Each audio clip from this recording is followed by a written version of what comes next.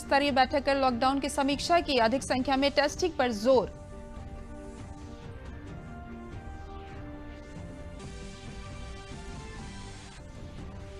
प्रदेश में कोरोना के 1412 मामले, 165 लोग उपचार के बाद ठीक, 1226 एक्टिव केस, 21 की मौत।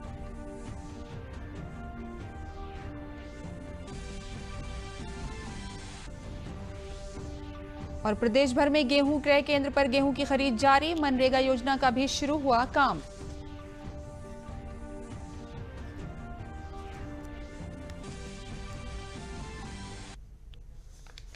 नमस्कार, मैं हूं तरन्नुम रिजवी। अब समाचार विस्तार से। कोरोना वायरस महामारी के दौरान स्वास्थ्य कर्मियों पर हो रहे हमलों को लेकर सरकार चिंतित है और इसे लेकर प्रधानमंत्री नरेंद्र मोदी की अगुवाई में केंद्रीय मंत्रिमंडल की बैठक हुई। बैठक में स्वास्थ्य कर्मियों पर हो रहे हमलों को लेकर गहरी चिंता जताई गई और नया अध्यादेश लाया गया है। केंद्र सरकार ने स्वास्थ्य कर्मियों के खिलाफ हिंसा को समाप्त करने के लिए सख्त सजा का प्रावधान किया है। सरकार इसे लेकर अध्यादेश लाई है। अध्यादेश में हिंसा के दोषी के लिए 6 महीने से 7 साल तक की सजा का प्रावधान किया गया है। बैठक के बाद केंद्रीय मंत्री प्रकाश जावड़ेकर ने कहा कि इस महामारी से देश को बचाने की कोशिश कर रहे स्वास्थ्यकर्मी दुर्भाग्य से हमलों का सामना कर रहे हैं। उनके खिलाफ हिंसा या इस तरह की कोई घटना बर्दाश्त नहीं की जाएगी। एक अध्यादेश लाया गया है, इसे राष्ट्रपति की मंजूरी के बाद लागू किया जाएगा। जावड़ेकर ने कहा कि महामारी रोग अधिनियम 1897 में संशोधन कर अध्यादेश लागू किया जाएगा। ऐसा अपराध अब संज्ञेय और गैर जमानती होगा। 30 दिनों के अंदर जांच की जाएगी। आरोपी को 3 महीने से 5 साल तक की सजा हो सकती है और 2 लाख रुपए तक का जुर्माना लगाया जा सकता है। उन्होंने कहा कि गंभीर चोटों के मामले में आरोपी को 6 महीने से 7 साल तक की सजा हो सकती है। साथ में दोषी पर 1 लाख रुपए से लेकर 5 लाख रुपए तक का जुर्माना भी लगाया जा सकता है। प्रकाश जावड़ेकर ने कहा कि यदि स्वास्थ्य कर्मियों के वाहनों या क्लिनिकों को नुकसान पहुंचता है तो क्षतिग्रस्त संपत्ति का 2 गुना मुआवजा दोषियों से लिया जाएगा।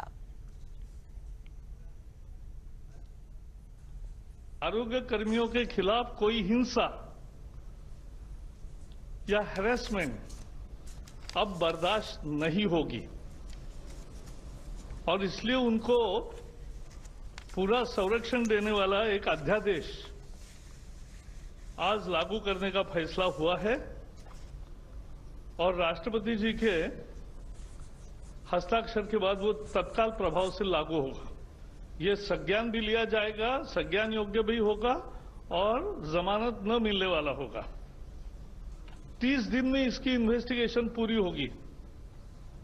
सीनियर इंस्पेक्टर के लेवल पे ही इन्वेस्टिगेशन होगी और 1 साल में फैसला आएगा और सजा भी कड़ी सजा का प्रावधान किया है। मुख्यमंत्री योगी आदित्यनाथ ने कहा कि लॉकडाउन का मतलब टोटल लॉकडाउन है, इसलिए लॉकडाउन का सख्ती से 100% पालन सुनिश्चित कराया जाए। लॉकडाउन का उल्लंघन अथवा दुरुपयोग करने वालों के विरुद्ध कड़ी कार्रवाई की जाए। उन्होंने समस्त गतिविधियों में प्रत्येक दशा में सोशल डिस्टेंसिंग का पालन सुनिश्चित कराने के निर्देश दिए हैं। मुख्यमंत्री लोक भवन में एक उच्च स्तरीय बैठक में लॉकडाउन व्यवस्था की समीक्षा कर रहे थे।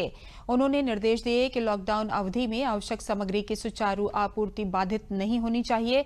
किसी को भी सप्लाई चेन व्यवस्था के दुरुपयोग की अनुमति नहीं है। उन्होंने कहा कि सप्लाई चेन में लगे लोगों की भी मेडिकल जांच होनी चाहिए। उन्होंने जिला प्रशासन के अधिकारियों को संस्थाओं द्वारा कम्युनिटी किचन में उपलब्ध कराए जा रहे भोजन की जांच के निर्देश भी दिए। टेस्टिंग क्षमता को तेजी से बढ़ाए जाने पर बल देते हुए मुख्यमंत्री जी ने कहा कि प्रत्येक मंडल मुख्यालय पर एक टेस्टिंग लैब स्थापित की जाए जिससे अधिक संख्या में टेस्टिंग संभव हो सके। अलीगढ़, सहारनपुर तथा मुरादाबाद संक्रमण की दृष्टि से संवेदनशील हैं, इसलिए इनके मंडलीय चिकित्सालय में टेस्टिंग लैब स्थापित की जाए। जांच कार्य में तेजी लाने के लिए अधिक से अधिक मेडिकल टेक्नीशियनों की ट्रेनिंग कराई जाए। जांच प्रयोगशालाओं के उपकरणों को दुरुस्त रखा जाए।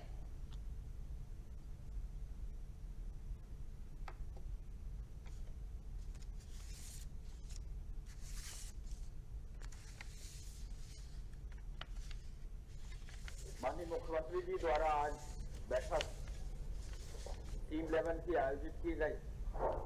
सर्वप्रथम उन्होंने लॉकडाउन की समीक्षा की और कहा कि लॉकडाउन मीन्स टोटल लॉकडाउन, उसमें रियायत का मौका नहीं होना चाहिए और बिल्कुल व्यवस्था के अनुरूप सुनिश्चित होना चाहिए।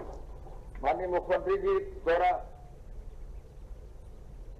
विशेष रूप से उन जनपदों में जहां 10 या 10 से अधिक कोविड केसेस हैं, उन पर एक एक जनपद की समीक्षा करते हुए सख्ती से लागू करने का, 100% अनुपालन करने का निर्देश दिया और यह भी कहा कि लॉकडाउन का उल्लंघन करने या दुरुपयोग करने पर कार्रवाई सख्ती से की जाए, सोशल डिस्टेंसिंग का पालन किया जाए और किसी भी सूरत में कहीं अव्यवस्था न हो।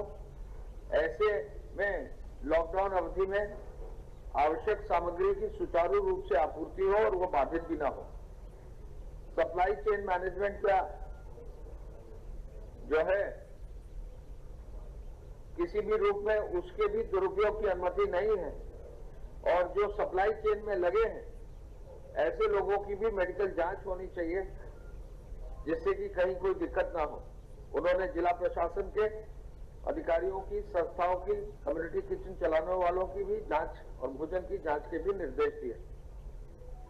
उन्होंने पुनः इस बात पर बल दिया कि टेस्टिंग लैब की क्षमता को और बढ़ाया जाए और आपको मालूम है टेस्टिंग की क्षमता काफी अधिक बढ़ गई है और कल ही अलीगढ़ में, सहारनपुर में, मुरादाबाद में और भी स्थानों पर कोविड फंड की कमेटी ने स्वीकृति जो है जारी की है, जिससे कि चिकित्सा शिक्षा विभाग मंडलीय चिकित्सालयों में भी और शेष जगहों पर भी टेस्टिंग लैब स्थापित करने की कार्रवाई सुनिश्चित करेगा।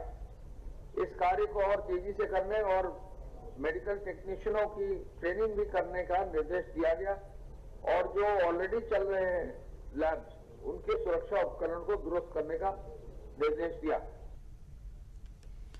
प्रदेश में 1412 कोरोना संक्रमण के मामले हैं। प्रमुख सचिव स्वास्थ्य अमित मोहन ने आज पत्रकारों को जानकारी देते हुए बताया कि 165 लोग उपचार के बाद ठीक हो चुके हैं, जबकि 21 लोगों की मृत्यु हो चुकी है।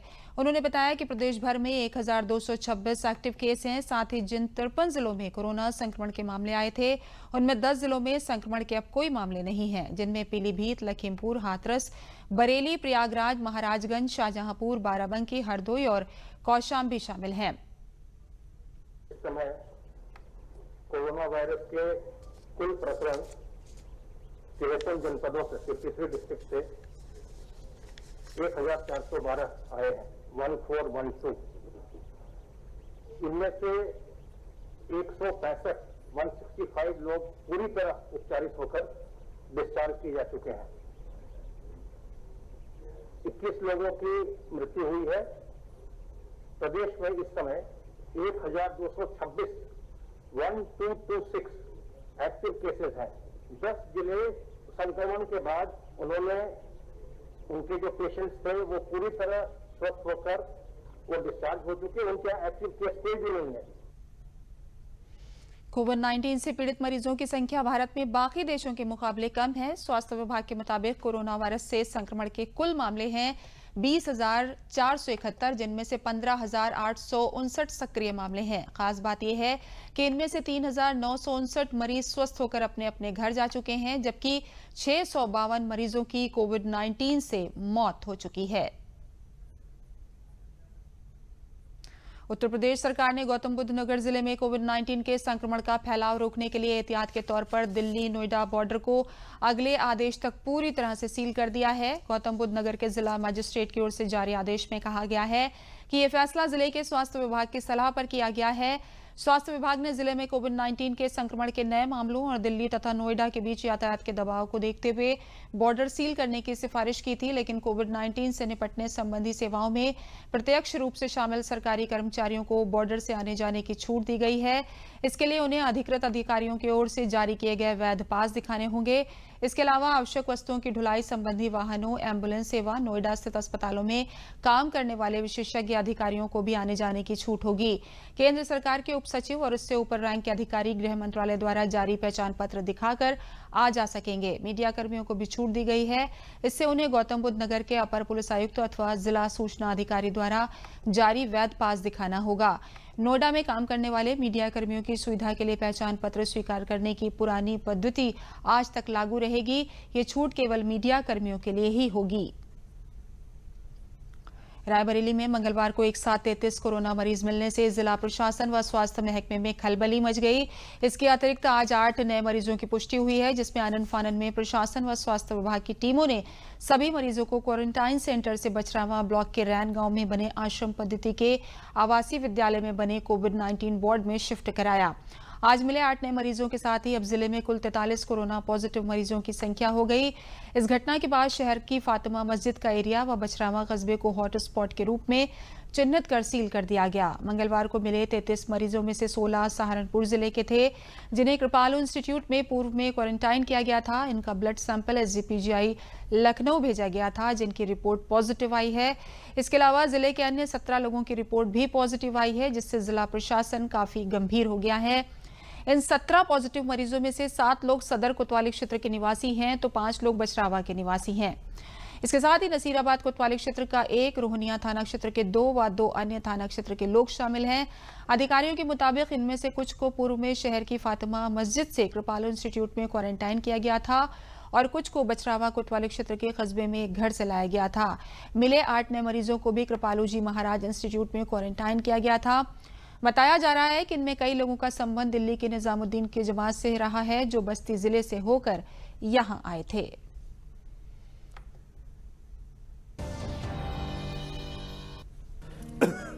आया गया? नहीं पापा, चाची, कब से खांसी है इनको? महीने भर से होगी। टीवी तो चल जाएगा, लेकिन टीबी का क्या? 2 हफ्ते से ज्यादा अगर खांसी हो ना, तो अपने बलगम की जांच स्वास्थ्य केंद्र में करवाइए। हो सकता है आपको टीबी हो। टीबी? और हमको? किसी को भी हो सकती है, लेकिन 6-8 महीने का इलाज है बस। अगर दवा बीच में रोक दी तो टीबी बिगड़ भी सकती है। बहुत पैसा लग जाएगा। देश के हर सरकारी स्वास्थ्य केंद्र में इसके इलाज और जांच दोनों मुफ्त होती है। आया क्या? आ गया। टीबी हारेगा, देश जीतेगा। विराम के बाद दूरदर्शन समाचारों में आपका फिर से स्वागत है। मुजफ्फरनगर जिले में कोरोना संक्रमण के 7 नए मामले सामने आए हैं। जिले में कोरोना पॉजिटिव की संख्या 14 हो गई है। जो केस सामने आए हैं, इनमें खतौली कस्बे के 4 मामले हैं, जिनमें 1 महिला और 2 बच्चे भी शामिल हैं।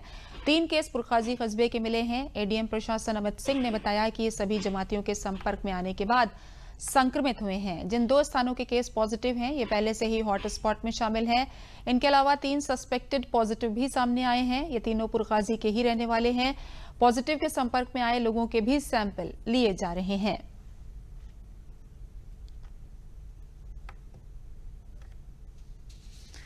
सहारनपुर में पुलिस द्वारा एक बड़ी कार्रवाई करते हुए 54 विदेशी जमातियों पर मुकदमा दर्ज कर उन्हें जेल भेज दिया गया है। पकड़े गए सभी जमाती अधिकतर इंडोनेशिया व सूडान के रहने वाले हैं।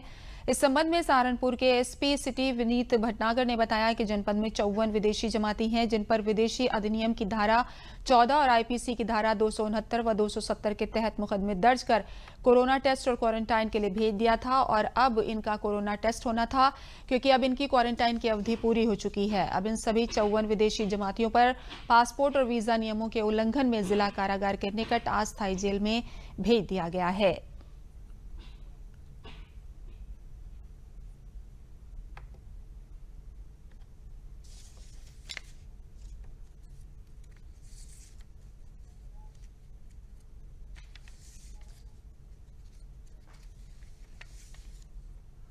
आगरा में लगातार तेजी के साथ बढ़ रहे कोरोना संक्रमितों के बीच राहत भरी खबर है। कल 6 कोरोना संक्रमितों की रिपोर्ट नेगेटिव आने के बाद उनको घर भेज दिया गया है। इस दौरान प्रशासनिक अधिकारी, स्वास्थ्य विभाग की team, doctor, nurse, ward boy ने सभी उन लोगों का ताली बजाकर स्वागत किया गया जो कि कोरोना संक्रमित होने के बाद आगरा के एसएन अस्पताल में इलाज किया और उन्होंने कोरोना को हराकर जिंदगी की एक नई जंग जीती है। दूसरी ओर आगरा में लगातार कोरोना संक्रमितों की संख्या में लगातार इजाफा होता जा रहा है। कोरोना जांच रिपोर्ट में 12 नए कोरोना संक्रमित पाए गए, जिसके बाद आगरा में ये संख्या बढ़कर 267 हो गई। जिलाधिकारी प्रभु एन सिंह ने बताया कि कोरोना पॉजिटिव एक महिला ने इलाज के दौरान नवजात शिशु को जन्म दिया है।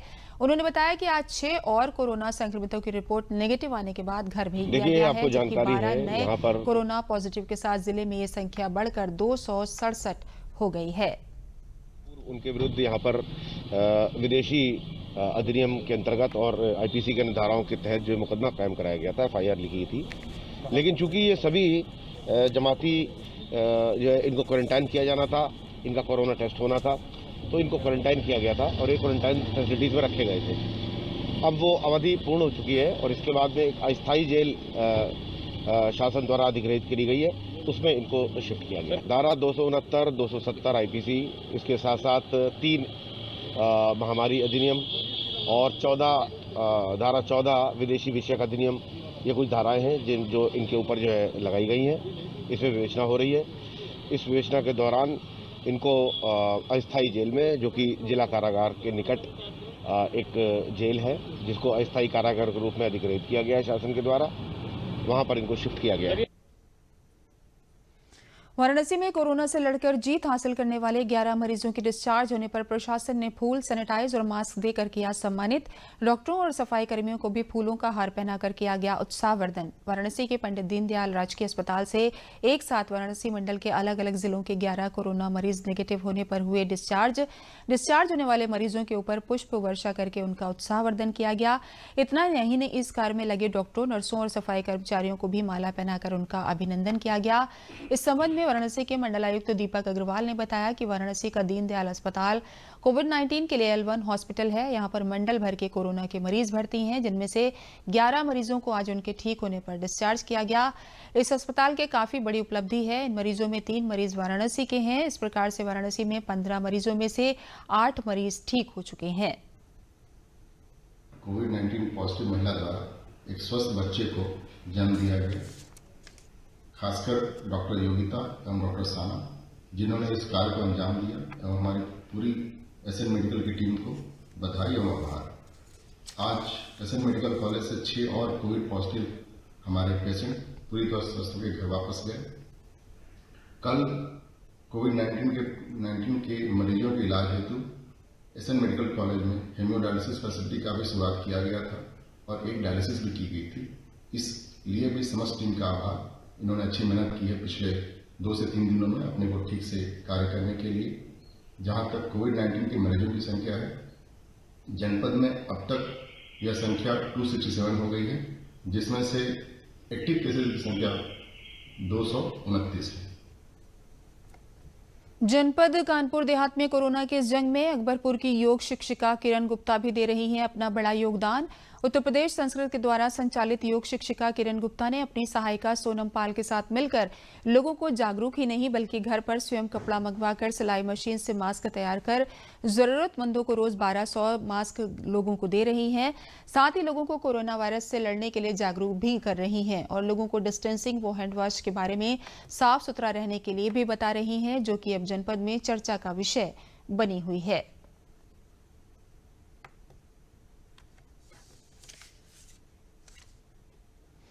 कोरोना से जंग जीतने की मुहिम में 3 मई तक चलने वाले लॉकडाउन में अन्नदाता को गेहूं फसल की हार्वेस्टिंग और गेहूं बेचने समेत खेती संबंधित सभी कार्यों के लिए बड़ी सहूलियत दी गई है।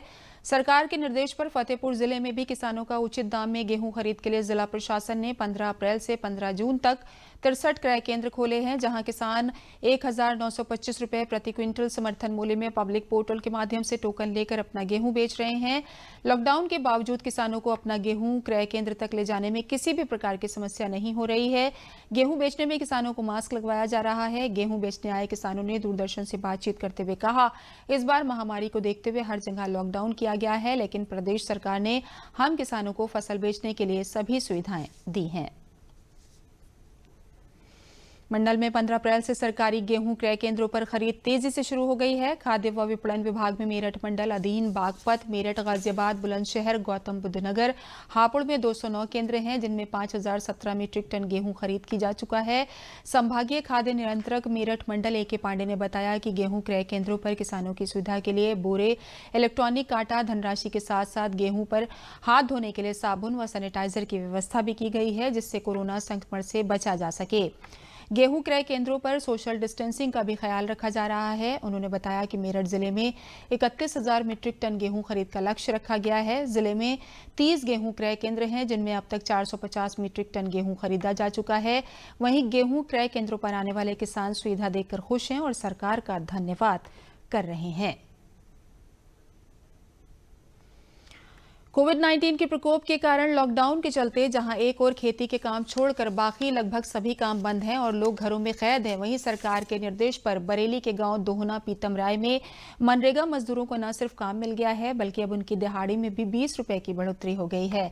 सरकार की इस योजना से मनरेगा मजदूरों में खुशी है और वे सभी सरकार को धन्यवाद दे रहे हैं। गांव के एक रास्ते का निर्माण कर रहे मनरेगा मजदूर छोटे खां, उमेश, नन्हे खां और नबी अहमद ने हमारे प्रतिनिधि को बताया कि लॉकडाउन की वजह से वे काम करने शहर नहीं जा पा रहे हैं। ऐसे में गांव में ही मनरेगा में काम मिलने से वे सभी बहुत खुश हैं।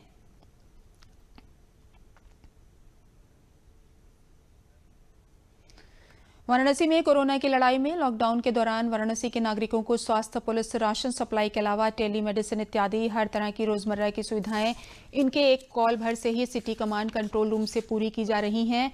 पूरे वाराणसी शहर में लगभग 160 कैमरों के जरिए सिटी कमांड कंट्रोल रूम से शहर के चप्पे चप्पे की निगरानी हो रही है तथा तुरंत आवश्यकता पड़ने पर पब्लिक एड्रेस सिस्टम के जरिए लोगों को सचेत भी किया जाता है तथा हर तरह से कोरोना से संबंधित जानकारियां भी दी जाती हैं। इसके साथ साथ अगर कहीं पर सफाई की जरूरत है, मृत पशु है या सीवर जाम है, इसके लिए एक अलग से व्यवस्था है। साथ ही साथ हर कार्यों को करने के बाद फीडबैक भी लिया जाता है। एम्बुलेंस की जरूरत हो या किसी अन्य प्रकार की जरूरत हो तो भी सिटी कमांड कंट्रोल रूम के टोल फ्री नंबर पर फोन करके सारी सुविधाएं प्राप्त की जा सकती हैं।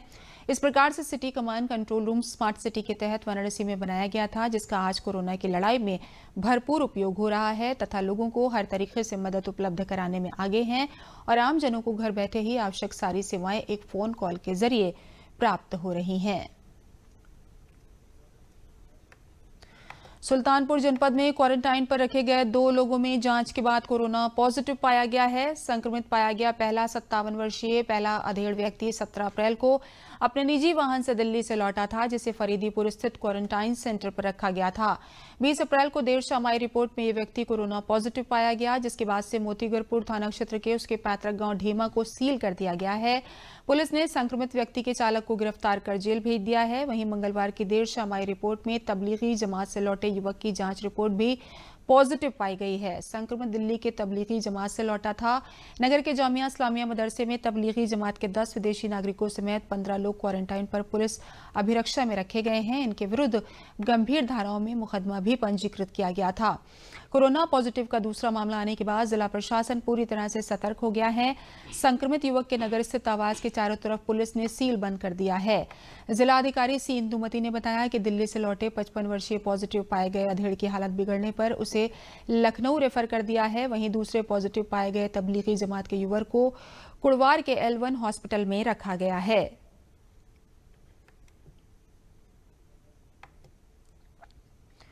कोरोना रूपी महामारी के खिलाफ जंग में सोनभद्र में महत्वपूर्ण पदों पर निर्वाचित कई महिला जनप्रतिनिधि न सिर्फ कम्युनिटी किचन की देखरेख में योगदान दे रही हैं, बल्कि अपने हाथों से मास्क का भी निर्माण कर गरीब परिवारों को निःशुल्क उपलब्ध कराने में जुटी हैं। सरकार द्वारा मास्क को अनिवार्य किए जाने के बाद नगर पंचायत चौपन के अध्यक्ष फरीदा बेगम और चौपन क्षेत्र पंचायत के अध्यक्ष श्रीमती बबली प्रतिदिन 100 से 200 मास्क अपने हाथों से तैयार कर रही हैं। हमारा क्षेत्र बहुत ही गरीब क्षेत्र है और बहुत से लोग इसको खरीदने में सक्षम नहीं हैं। यही सोच के हम लोगों ने 1000-1500 तक अभी मास्क जितना तैयार हुआ है वो सौंप दिया गया है और हम लोगों का रोज प्रयास रहता है 100-150 जितना हो सकता है बनाने का प्रयास करते हैं और आगे भी ये प्रयास करते रहेंगे। कोरोना वायरस के चलते सरकार ने देश भर में लॉकडाउन को 3 मई तक के लिए बढ़ा दिया है। लॉकडाउन के दौरान केंद्र सरकार की उज्ज्वला योजना ग्रामीणांचल के लिए काफी मददगार साबित हो रही है। बाराबंकी जिले में खुशहालपुरवा गांव में गरीब कल्याण योजना के तहत गरीब और कमजोर वर्ग की महिलाओं की सहूलियत के लिए 3 महीने तक मुफ्त LPG गैस सिलेंडर दिए जा रहे हैं। लॉकडाउन के कारण कोई रोजगार का साधन नहीं होने से लोगों के सामने रोजी रोटी का संकट आ खड़ा हुआ है। ऐसे में केंद्र सरकार इनकी मदद के लिए आगे आई है।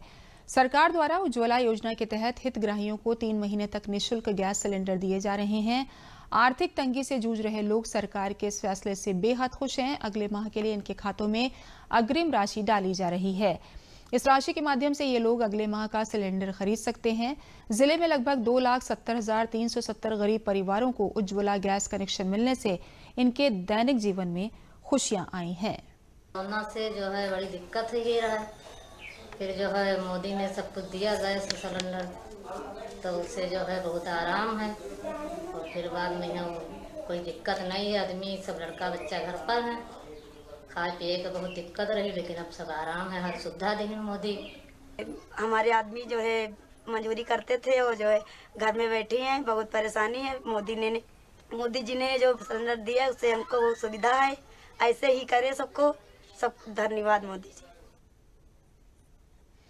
आज विश्व पृथ्वी दिवस है। पृथ्वी दिवस मनाने का उद्देश्य लोगों को पृथ्वी में बढ़ते प्रदूषण को कम करने के प्रति जागरूक कर पर्यावरण संरक्षण को समर्थन देना है, जिससे जलवायु परिवर्तन का नकारात्मक प्रभाव पृथ्वी पर न पड़े और पृथ्वी का पर्यावरण जीवन के अनुकूल बना रहे। इस वर्ष की थीम क्लाइमेट एक्शन है। चित्रकूट में लोग वृक्षारोपण कर और प्राकृतिक जल स्रोत नदी को संरक्षित कर रहे हैं। इन दिनों जिले के साधु संत स्थानीय निवासियों के साथ मंदाकिनी नदी की सफाई में जुटे हैं और विश्व पृथ्वी दिवस के उद्देश्य को सार्थक कर रहे हैं। जिले के पर्यावरणविदों के अनुसार लॉकडाउन से जिले की हवा और मंदाकिनी नदी का पानी साफ हुआ है। महंत दिव्य जीवन दास ने बताया कि विगत कई वर्षों से मंदाकिनी नदी को प्रदूषण मुक्त करने के लिए साधु संत स्थानीय लोगों की मदद से नदी की सफाई कर रहे हैं। इसमें सोशल डिस्टेंसिंग का ख्याल रखा जा रहा है। जल पानी। अंत में प्रमुख समाचार एक बार फिर।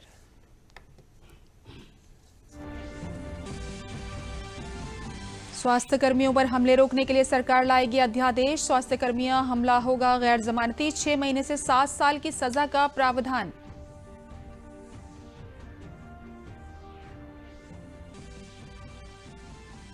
मुख्यमंत्री योगी आदित्यनाथ ने कहा लॉकडाउन का मतलब टोटल लॉकडाउन। उच्च स्तरीय बैठक कर लॉकडाउन की समीक्षा की, अधिक संख्या में टेस्टिंग पर जोर।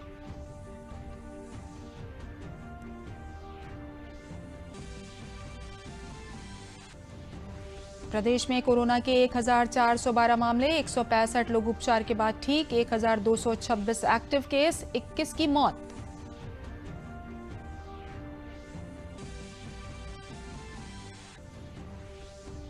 और प्रदेश भर में गेहूं क्रय केंद्र पर गेहूं की खरीद जारी। मनरेगा योजना का भी शुरू हुआ काम।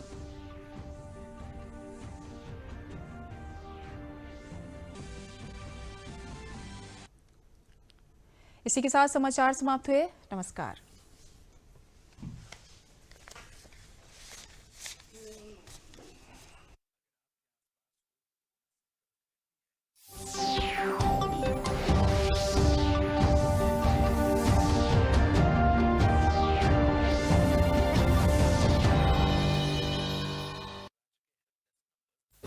विशाल है ना, इसका सब प्रॉपर चलता है। कल उसके बैंक अकाउंट में 15,000 रुपए का फ्रॉड हुआ है, पता है?